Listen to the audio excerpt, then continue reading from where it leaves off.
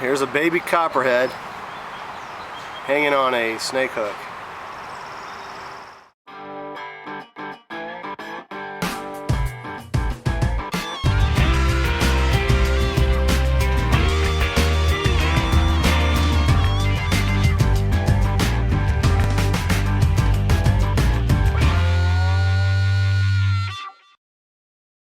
Today I have a juvenile copperhead that was brought in by one of our customers. They found it had crawled under their couch, so one of the kids had seen it crawl under the couch, and they removed the couch, and they actually used a flip-flop to remove the snake from the area. When they took the flip-flop to try to push it into a jar, the snake struck at the flip-flop, and they were able to pick up the snake while it was holding on to that flip-flop and drop it into the jar.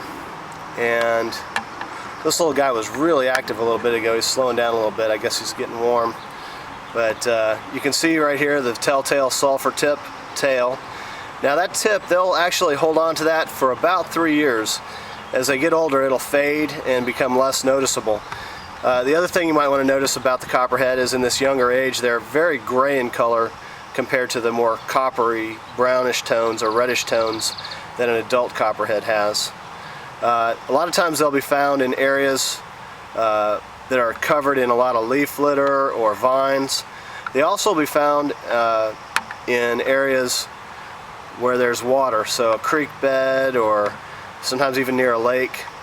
Very common areas to find a copperhead.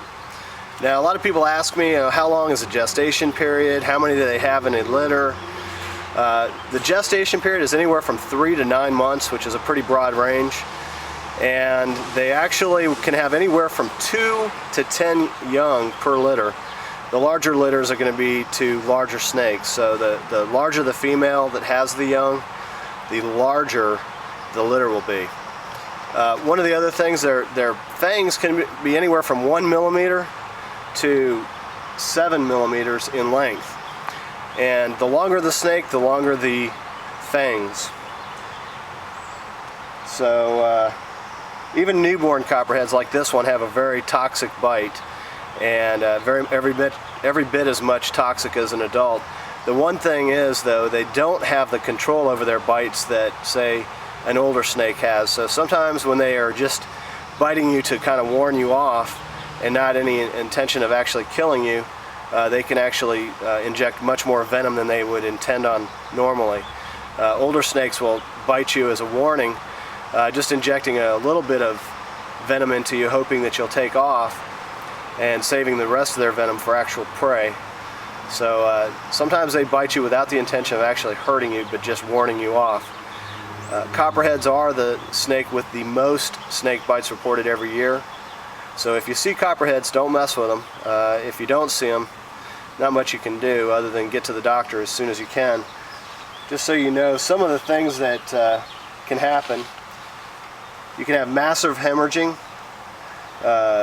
We've had in humans symptoms of pain, swelling, weakness, giddiness, breathing difficulty, hemorrhaging, either an increased or decreased pulse, nausea, vomiting, gangrene, unconsciousness, stupor, fever, sweating, headache, and intestinal discomfort.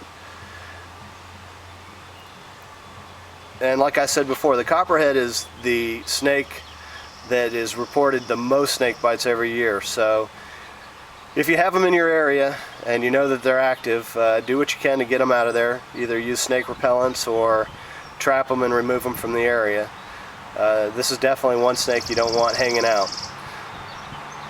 That is my report for you today on the copperhead. I hope you're enjoying this video, and thank you for watching this video from Bugspray.com.